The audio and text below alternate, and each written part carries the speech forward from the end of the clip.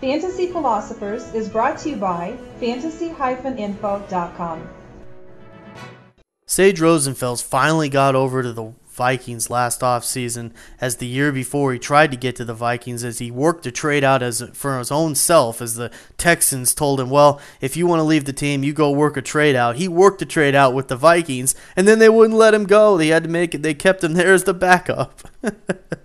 So Sage, he finally gets over there, and he got over there just 1 year too late. And I do feel bad for him because he could have had the chance to be the starter the year before, and then Brett Favre comes to town and kind of rides in on his horse and kicks him off to the side.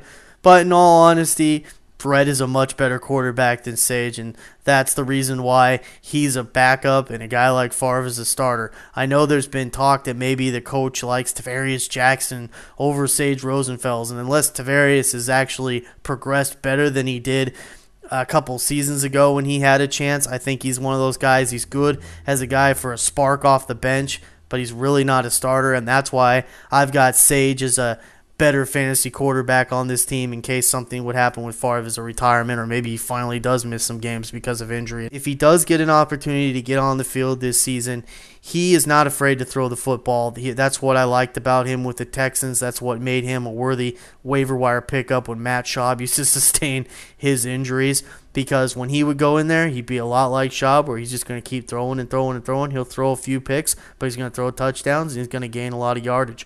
So with Sage, if he should get in there, that should help guys like keep productive, like Sidney Rice and Shanko and some of these other guys, Percy Harvin. Those guys should be able to stay productive.